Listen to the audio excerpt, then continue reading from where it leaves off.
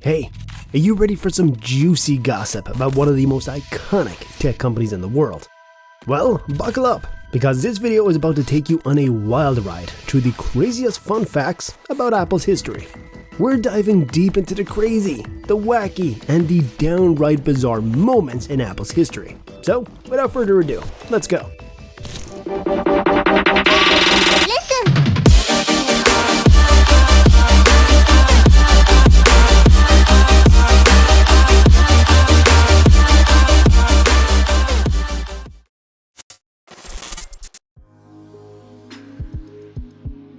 The tale of Ronald Wayne is definitely one for the ages, the man who could have been worth $250 billion. But instead, he decided to leave the fledgling tech company just 12 days after it was founded. Talk about a bad career move. Wayne sold his 10% share for a measly $800, which is probably what you'd pay for an iPhone these days. To make matters worse, he only got an additional payout of $1,500. Yikes, that must have hurt. Imagine being the guy who left Apple and missed out on billions of dollars. And what's his net worth now? In the world of the rich and the famous, he stands at a measly $300,000. We bet he's kicked himself every day while scrolling through his Android phone.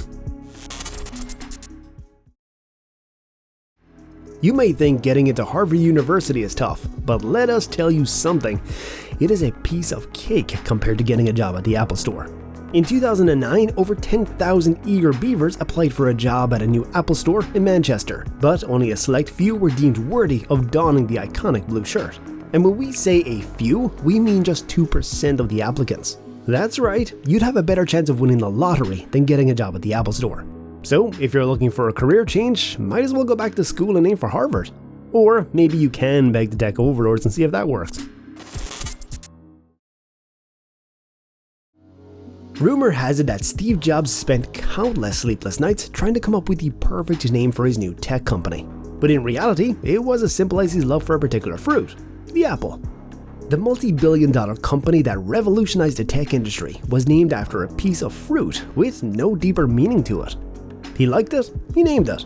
Who knew Jobs was such a fan of healthy snacks? But hey, who are we to judge? After all, if he had named it after his other favorite foods, Pizza Hut, things might have turned out very differently. Well, it looks like Apple is not just a fruit anymore, but a superpower that could rival entire nations. With a market of $3 trillion, Apple is now worth more than the GDP of all but 4 countries. That's right, move over United Kingdom and India, because Apple's got more money than you can shake a stick at. In fact, Apple's worth is so high, they could probably just buy India and use it as a giant iPhone factory. This is all thanks to Apple's incredible ability to triple its value in just over 3 years. So, who's ready for the new Apple Nation? Remember the Apple Lisa? Of course you don't. Nobody does. Well, except for the 10,000 unfortunate souls who bought one.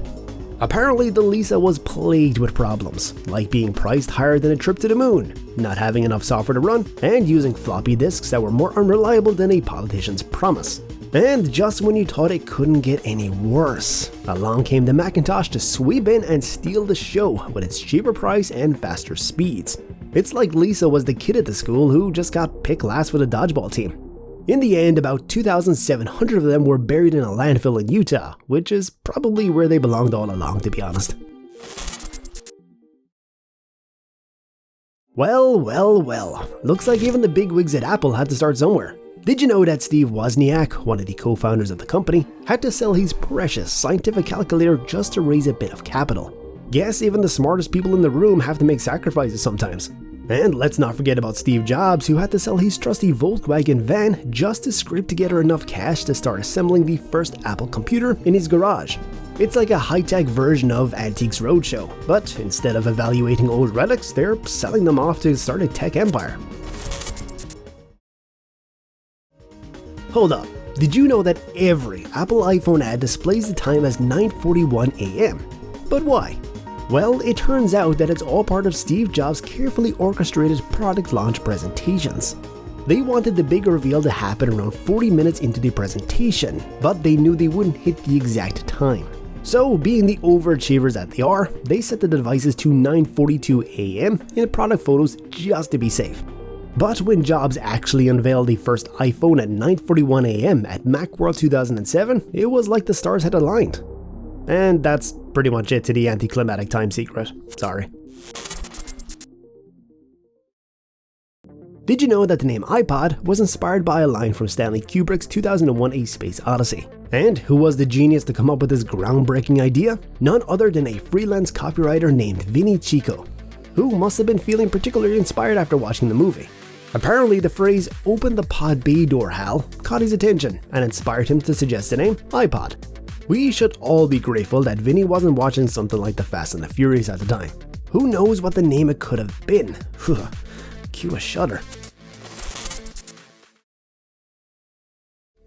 When it comes to doing math on your iPad, don't bother looking for a calculator app, because, well, it doesn't exist. Steve Jobs famously axed the app right before the iPad's 2010 launch, apparently unhappy with its design. Yeah, he's picky about the app, but not the brand name. He gave developers an ultimatum: either make a good-looking calculator app or ditch it altogether. And since the developers were running out of time, they went with the latter option. So if you need to do some quick calculations on your iPad, you'll just have to rely on your trusty brain, or, heaven forbid, use a real calculator. Apple's first iPod had an Easter egg hidden inside it. To access it, users had to navigate to the About menu and hold down the center button for a few seconds. Then, voila! They could play a game called Brick, which was a version of Bat and Ball game Breakout, which was created by Apple's own co-founders Wozniak and Jobs during their Atari days. It's kinda like finding a toy surprise inside a Kinder Egg, except instead of a tiny toy, you get to play a retro game. Who needs new features when you can have a blast from the past? Apple hit the jackpot with the iPod, which revolutionized the portable music player industry. Tony Fadell, the device creator, had actually taken the idea to several companies, including Real Networks and Philips. But they rejected it faster than a hot potato. Little did they know that the iPod would go on to dominate the market and bring in billions of dollars for Apple. It just goes to show that sometimes the experts don't really know what they're talking about. Well, to some extent anyway. Reports have come in that the laptop can stop both a .22 cal and a 9mm bullet without any penetration. Who knew that when Apple said that their products were durable, they meant it in the most literal sense? Now you can rest assured that not only is your laptop protected from scratches and dings, but it can also save your life in a shootout. It's always good to have a multi-purpose device. You never know what kind of danger you might face while working on an important presentation.